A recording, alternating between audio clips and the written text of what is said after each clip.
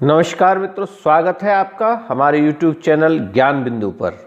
आज इस वीडियो के माध्यम से हम आपके लिए प्रस्तुत कर रहे हैं क्षितिज भाग 1 के अंतर्गत काव्यखंड से कविता कैदी और कोकिला, जिसके कवि श्री माखनलाल चतुर्वेदी जी हैं। इस कविता का सरलार्थ और इसका प्रश्न अभ्यास। तो आइए सर्वप्रथम इस कविता का सरलार्थ करते हैं। कैदी और कोकिला।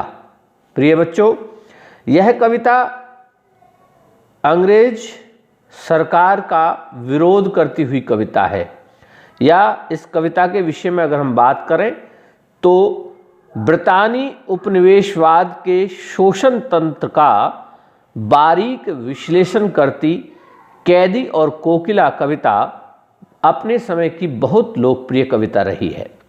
यह कविता भारतीय स्वाधीनता सेनानियों के साथ जेल में किए गए दुर्व्यवहारों और यातनाओं का मार्मिक साक्ष्य प्रस्तुत करती है।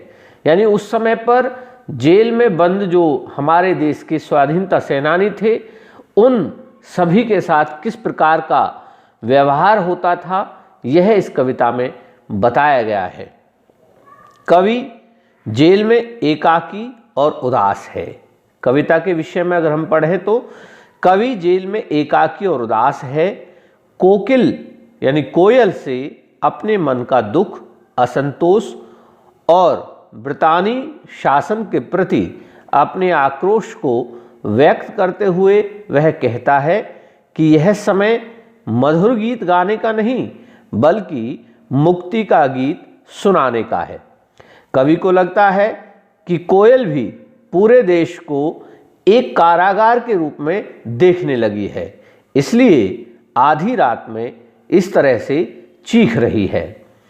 तो यह कविता के विषय में थोड़ा सा कुछ मैंने बताने का प्रयास किया। तो आइए अब कविता का सरलार्थ करते हैं। क्या गाती हो, क्यों रह जाती हो, कोकिल बोलो तो। कवि इन पंक्तियों में कहते हैं कि हे कोयल, तुम इस तरह से जो गा रही हो, आधी रात के समय इस समय जो चीख रही हो या गा रही हो, तो तुम क्या गा रही हो? क्यों रह जाती हो? तुम कभी बोलती हो, कभी चुप हो जाती हो। तो ऐसा क्या कारण है कि तुम इस तरह से कर रही हो? रह जाती हो, रह में हम पुनरुक्ति प्रकाश अलंकार मान सकते हैं, लिख सकते हैं।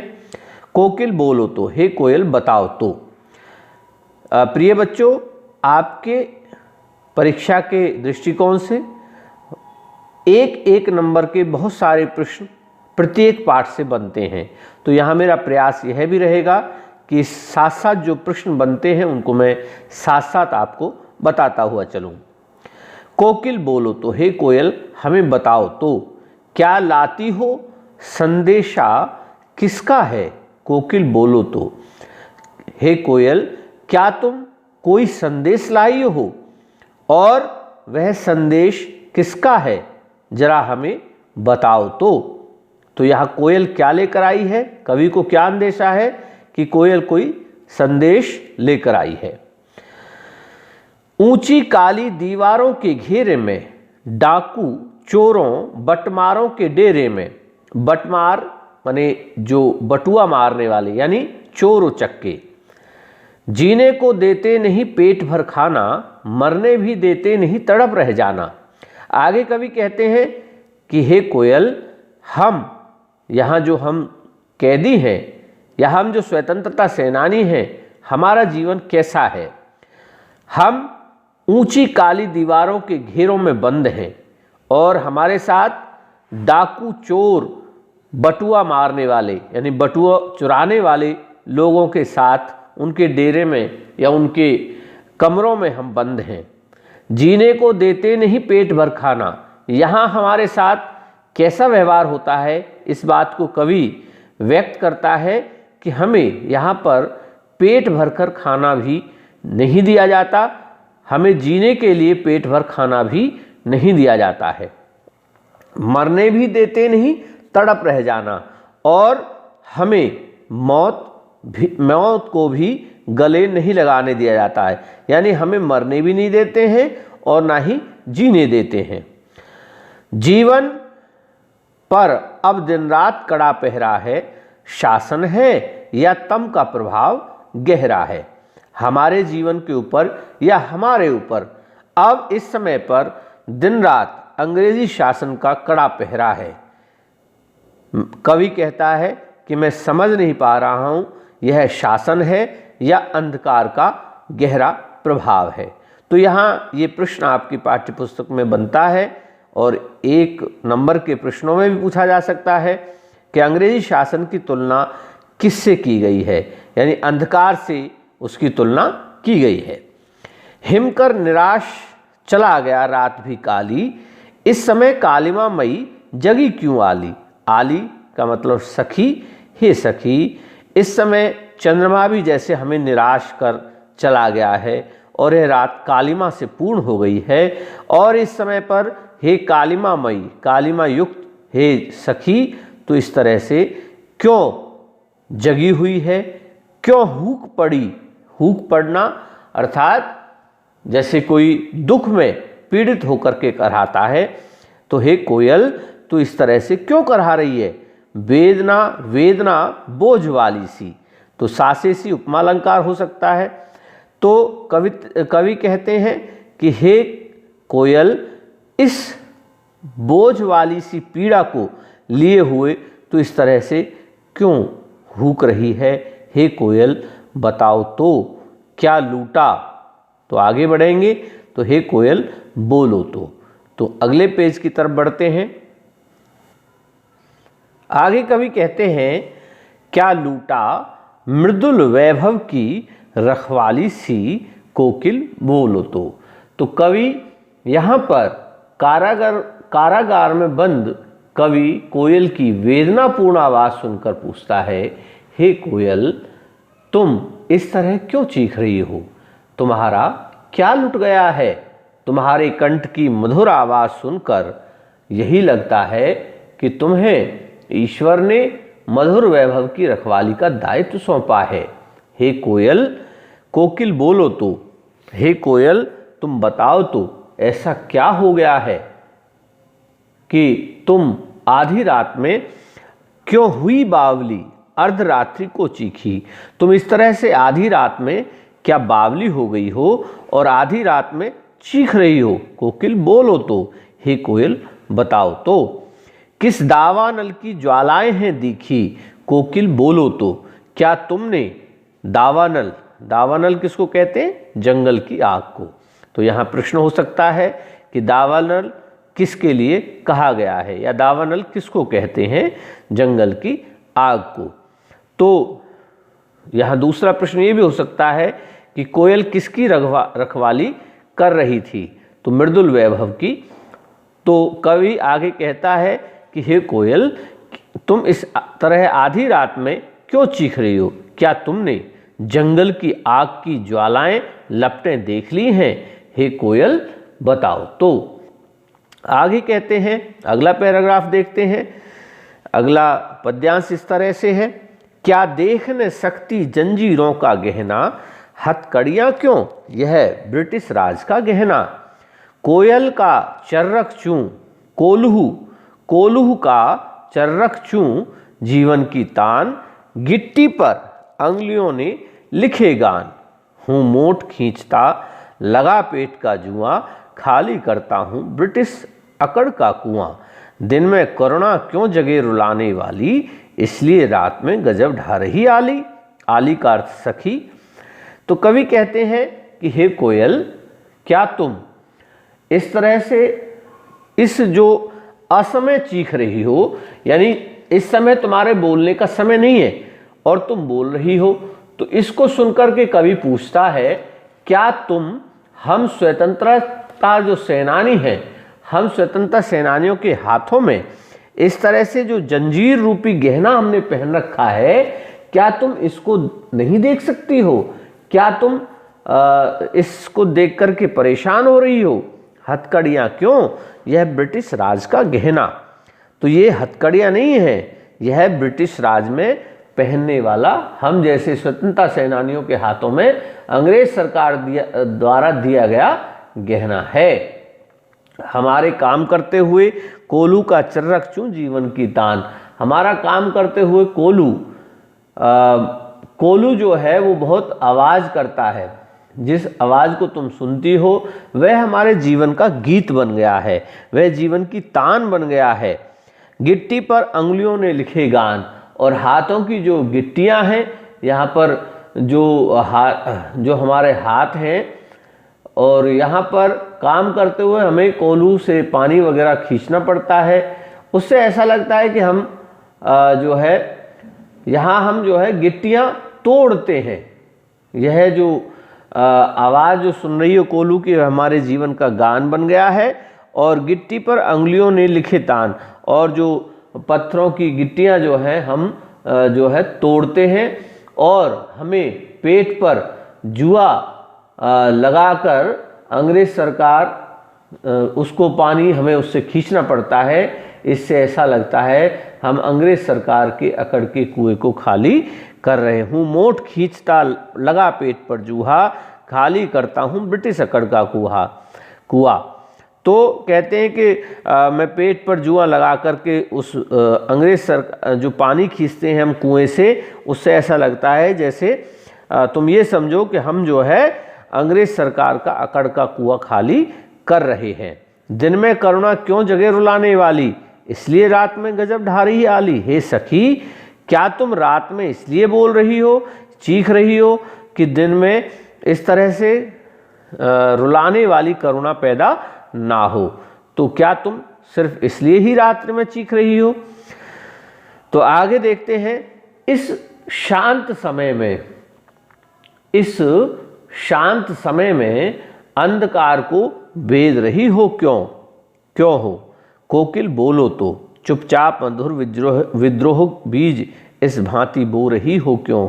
कोकिल बोलो तो कवि यहाँ प्रश्न करता है, हे कोयल, हमें ये तो बताओ कि इस रात्रि के शांत समय में तुम इस तरह से अंधकार को क्यों बेंध रही हो, क्यों अंधकार को चीर रही हो। हे कोयल बताओ तो। और चुपचाप मधुर विद्रोह के बीज इस तरह से क्यों बो रही हो, हे कोयल बताओ तो। इस तरह से कवि यहाँ पर उस कोयल से जो आधी रात में चीख पड़ी है, उससे अनेक तरह से प्रश्न पूछता है, और अपने मन की व्यथा या अपने मन की जो विचार है वो उसके सामने रखता है। तो चलिए अगले पृष्ठ पर चलते हैं। तो आगे देखिए, कवि आगे कहता है, काली तू रजनी भी काली, शासन की करनी भी काली, काली लहर कल्पना काली, मेरी काल कोठरी काली। यहाँ पर प्रिय बच्चों, ये इस कविता की प्राण पंक्तियाँ हैं। प्राण पंक्तियों से मतलब है इस कविता की सबसे अच्छी और श्रेष्ठ पंक्तियाँ जो मानी जाती हैं। काली तू रजनी भी काली, एक जो है तरन्नुम भी है, एक गेयता भी यहाँ बन जाती है। काली तू रजनी भी काली, शासन की करनी भी काली, काली लहर कल्पना काली, मेरी काल कोठरी काली, टोपी काली कमली काली, मेरी लोहो श्रृंखला काली, पहरे की हुंकृति ब्याली, तिस पर है गाली ए आली। आली फिर वही अर्थ सखी। तो कवि कहते हैं कि काली तू रजनी भी काली, हे सखी, हे कोयल। कवि कोयल से कहता है कि हे कोयल, तेरा रंग काला है और यह रात्रि भी कालिमा पूर्ण है, काली है। शासन की करनी भी काली, और ये जो अंग्रेज सरकार है इसकी जो करतूत है, जो करनी है, वो भी काली है।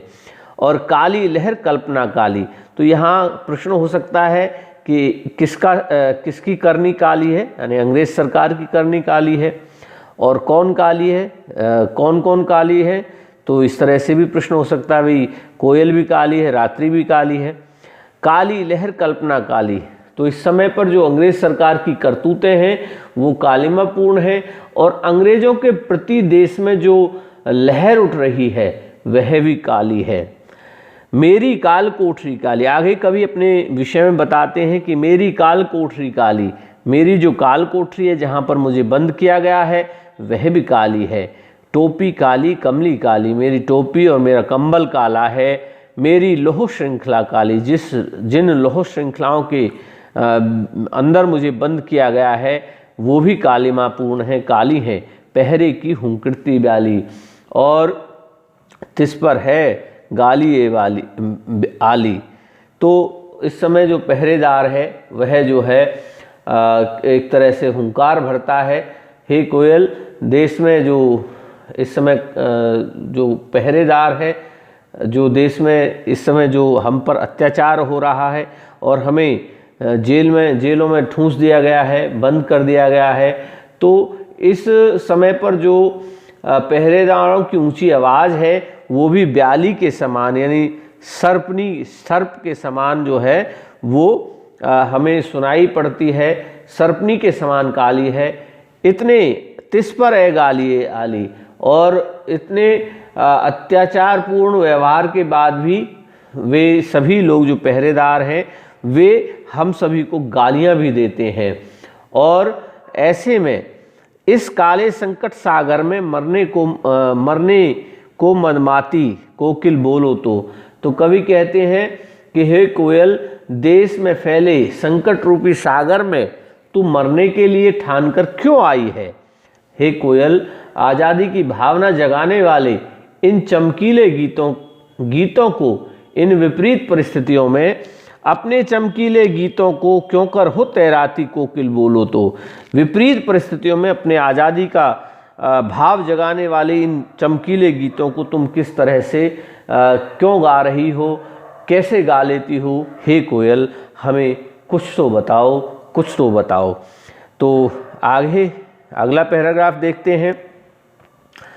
तुझे मिली हरियाली डाली। तो यहाँ पर कवि जो है अपनी और कोयल के जीवन की तुलना करता है कि कोयल, तेरा जीवन जो है वो कैसा है और मेरा जीवन कैसा है। तो कवि कहते हैं, तुझे मिली हरियाली डाली, मुझे नसीब कोठरी काली। हे कोयल, तुझे हरियाली डाली मिली हुई है, तुझे हरियाली डाली मिली हुई है। कोयल कहती है कि कवि आगे उस कोयल से कहता है कि तुझे मिली हरियाली डाली। हे कोयल, तुझे हरियाली डाली मिली हुई है, तू हरियाली डालियों पर बैठती है। मुझे नसीब कोठरी काली, और मेरे नसीब में यह काली कोठरी है। तेरा नभ भर में संचार, तू पूरे आकाश भर में विचरण करती है। मेरा 10 फुट का संसार, और मेरा केवल यह 10 फुट का ही संसार है। इस कोठरी में जितनी जगह है या जितना इसका जो विस्तार है 10 फुट, वही मेरा संसार है। तेरे गीत कहावे वाह, तू अगर कुछ गा देती है तो सब वाह वाह कर उठते हैं। रोना भी है मुझे गुनाह, और मुझे जो है रोने पर भी, मेरा रोना भी, मुझे अपने मन की बात प्रकट करना तो दूर है, मुझे रोना भी जो है मेरे लिए एक तरह से कष्टकारी है। मैं रोकर भी अपनी भावनाएं व्यक्त नहीं कर पाता हूँ।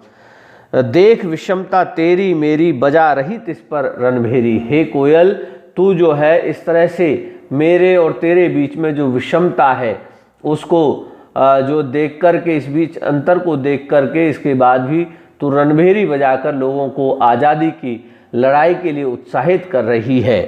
तो अगले पृष्ठ पर चलते हैं। इस हुंकृति पर अपनी कृति से और कहो क्या कर दूं कोकिल बोलो तो जो मेरी और तेरी बीच में विषमता है, कवि कहते हैं कि हे कोयल, मेरे और तेरे बीच में जो विषमता है, उस विषमता पर तू जो है, तू मेरे और तेरे बीच में जो अंतर है उसको देखकर भी तू रणभेरी बजाकर लोगों को आज़ादी की लड़ाई के लिए प्रोत्साहित कर रही है। हे कोयल, तेरी इस हुंकार से ओजस्वी रचनाएं लिखने के अलावा और क्या कर सकता हूँ। तेरी इस अपनी कृति से और कहो क्या कर दूँ कोकिल बोलो तो। मोहन के व्रत पर प्राणों का आसव किसमें भर दूँ कोकिल बोलो तो। मोहन से तात्पर्य यहाँ मोहनदास करमचंद गांधी जी से है। तो कवि कहते हैं कि इस समय में कोयल, तेरी इस हुंकार से ओजस्वी रचना लिखने के अलावा और क्या कर सकता हूँ। बताओ कोयल, मोहनदास करमचंद गांधी के संकल्प को पूरा करने के लिए, उनके द्वारा लिए गए संकल्पों को पूरा करने के लिए अपनी उत्तेजना, अपना आसव, अपनी उत्तेजना किस में भर दूं। हे कोयल, कुछ तो बताओ। क्योंकि मेरा जो है इस समय पर मैं कैदी हूँ और तेरा संसार बहुत व्यापक है। लेकिन फिर भी कवि यहाँ पर जो है कोयल के प्रति एक तरह से आभारी है और उससे कहना चाहता है कि मुझे लगता है तो फिर भी रात्रि में इस तरह रात्रि में चीखने के पीछे एक कहीं ना कहीं तो सकारात्मक जो है विचार लेकर के आई हुई है और सारे संसार को या भारतीयों को जगाना चाहती है। तो प्यारे बच्चों, मैं समझता हूँ आपको यह कविता का सरलार्थ जरूर समझ आ गया होगा। तो आइए अब देखते हैं इसका प्रश्न अभ्यास। प्रिय बच्चों, इस पाठ का प्रश्न अभ्यास, पहला प्रश्न है, कोयल की कूक सुनकर कवि की क्या प्रतिक्रिया थी। तो इसका उत्तर इस तरह से हो सकता है कि जब कोयल आधी रात में कूकती है तो उस आवाज़ को सुनकर के कवि जो है वो बहुत असहज हो उठता है, उसको बहुत ही अटपटा सा लगता है कि कोयल इस समय आधी रात में क्यों चीख रही है। वह सोचने लगा कि आधी रात में कोयल के कूकने का क्या कारण हो सकता है।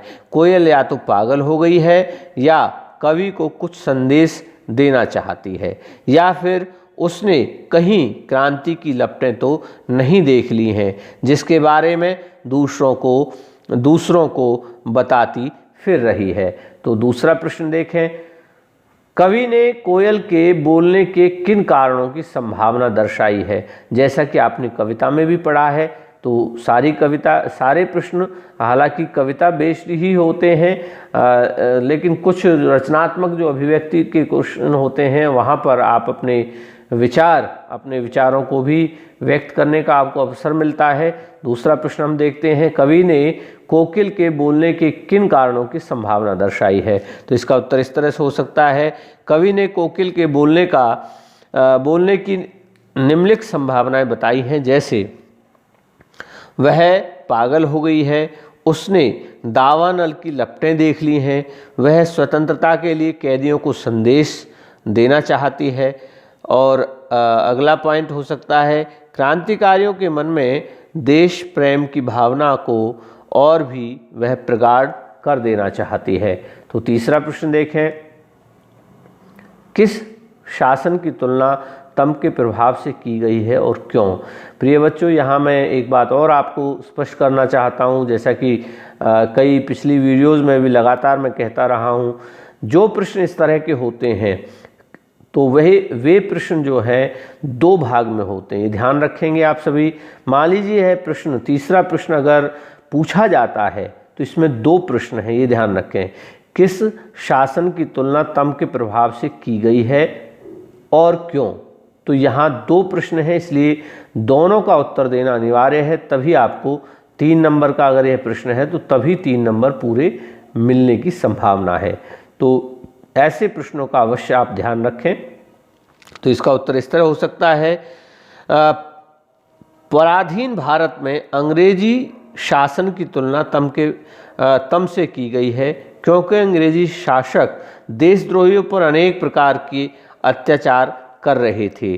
देशवासी जो उनके अनुसार देशद्रोही थे, उन देशवासियों पर अनेक प्रकार के अत्याचार कर रहे थे। वे हर प्रकार से भारतीयों का शोषण कर रहे थे। उनके खिलाफ आवाज़ उठाने वालों तथा आज़ादी की मांग करने वालों को जेल की काल कोठरियों में बंद कर दिया जाता था तथा उन्हें अनेक प्रकार की यातनाएं दी जाती थी। तो इसका प्रश्न नंबर 4 देखें, कविता के आधार पर पराधीन भारत की जेलों में दी जाने वाली यंत्रणाओं का वर्णन, यानी कष्ट जो दिए जाते थे अंग्रेज सरकार द्वारा, उनका वर्णन कीजिए। तो इसका उत्तर इस तरह से हो सकता है, पराधीन भारत की जेलों में कैदियों को अनेक प्रकार की यंत्रणाएं दी जाती थी। कैदियों को बेड़ियों और हथकड़ियों में बांधकर छोटी छोटी काल कोठरियों में चोरों, लुटेरों, डाकुओं, बटमारों के साथ रखा जाता था। कैदियों से पशुओं के समान काम लिया जाता था। उन्हें भीषण यंत्रणा दी जाती, यानी भयानक तरह की पीड़ाएं दी जाती थी। वे न तो मर सकते थे न चैन से जी सकते थे। उन्हें खाने को बहुत कम दिया जाता था तथा बात बात पर गालियां दी जाती थी। अब अगला प्रश्न है, भाव स्पष्ट कीजिए। हालांकि इस तरह के प्रश्न बहुत कम आते हैं, लेकिन ये कविता का सरलार्थ अगर आपने ध्यान से पढ़ा है तो वहीं पर इसका आंसर आया हुआ है, उत्तर आया हुआ है। तो इसका फिर भी भाव स्पष्ट करते हैं। पहला भाग है मृदुल वैभव की रखवाली सी कोकिल बोलो। तो इसका भाव इस तरह हो सकता है, कोयल का स्वर बहुत ही मृदुल, मधुर और मृदुल है। प्राचीन समय में भारत की गणना वैभवशाली देशों में की जाती थी। अंग्रेजों के अत्याचार पूर्ण शासन के बाद भी यहाँ पर वैभव शेष है। कोयल भी उसी मधुर वैभव की रखवाली करने वाली है। जेल के आसपास कोयल अपना मृदुल वैभव मधुर स्वर क्यों लुटा रही है? कोयल कुछ तो बताओ। तो दूसरा यहाँ पर देखते हैं, हूँ मोट खींचता लगा पेट पर जुआ, खाली करता हूँ ब्रिटिश अकड़ का कुआं। तो इसका भाव देखें, स्वाधीनता सेनानियों को जेल में अनेक प्रकार की यातनाओं को सहना पड़ता था। उनसे पशुओं जैसा काम लिया जाता था ताकि वे अपना स्वाभिमान तथा देश के प्रति अभिमान भूल जाएं, पर वे इन कार्यों को खुशी खुशी करके ब्रिटिश सरकार का घमंड चूर चूर करते थे और उनकी जो अकड़ का कुआं था उसको खाली करते थे। अगला प्रश्न है, आधी रात में अर्धरात्रि में कोयल की चीख से कवि को क्या अंदेशा है? प्रश्न नंबर 6, तो आधी रात में कोयल की चीख से कवि को क्या अंदेशा है? या बंदी कवि को कोयल की बोली आधी रात में चीख जैसी क्यों प्रतीत होती है? तो दो तरह से प्रश्न पूछा जा सकता है। तो इसका उत्तर इस तरह हो सकता है, आधी रात में कोयल की चीख सुनकर कवि को निम्नलिखित अंदेशा होता है। कवि सोचता है कि या तो कोयल बावली हो गई होगी, स्वाधीनता संग्राम में कैदियों को देखकर कोयल द्रवित हो उठी होगी, उसने देश में अंग्रेजों के प्रति फैली क्रांति की ज्वाला देख ली होगी, वह जेल में बंद स्वाधीनता सेनानियों के प्रति विशेष संदेश लेकर आई होगी। तो 7वां प्रश्न देखें, कवि को कोयल से ईर्ष्या क्यों हो रही है? तो जैसा कि हमने कविता पढ़ी थी कि मैं जो 10 फुट के संसार में रहता हूँ, मेरा 10 फुट का संसार है और तुझे पूरा आकाश विचरण को मिला हुआ है। तो इसका उत्तर इस तरह से हो सकता है इस प्रश्न का, कवि को कोयल से ईर्ष्या क्यों हो रही है? इसका उत्तर इस तरह हो सकता है, कवि को कोयल से इसलिए ईर्ष्या हो रही है क्योंकि कोयल स्वतंत्र है और आकाश भर में उड़ सकती है, जबकि कवि 10 फुट की कोठरी में कैद होकर रह गया है। कोयल पेड़ की हरी भरी शाखाओं पर अपना घोंसला बना सकती है, जबकि कवि काल कोठरी में बंद है। कोयल के गीतों को सुनकर लोग प्रसन्न होते हैं, वाह वाह कर उठते हैं, जबकि कैदी कवि का रोना भी गुनाह माना जाता है। तो अगला प्रश्न देखें, प्रश्न नंबर 8, कवि ने स्मृति पटल पर कोयल के गीतों की कौन सी मधुर स्मृतियां अंकित की हैं जिन्हें वह नष्ट करने पर तुली है? तो इसका उत्तर इस तरह हो सकता है, कवि के स्मृति पटल पर कोयल के गीतों की अनेक मधुर स्मृतियां अंकित हैं। जैसे कोयल बाग बगीचों में आम के पेड़ों पर अपना मधुर गीत सुनाया करती थी। वह दिन के समय अर्थात प्रातः दोपहर अथवा दिन ढले गीत सुनाया करती थी। कवि जब आधी रात में यह गीत सुनता है तो उसे यह गीत वेदनापूर्ण हूक सी लगती है।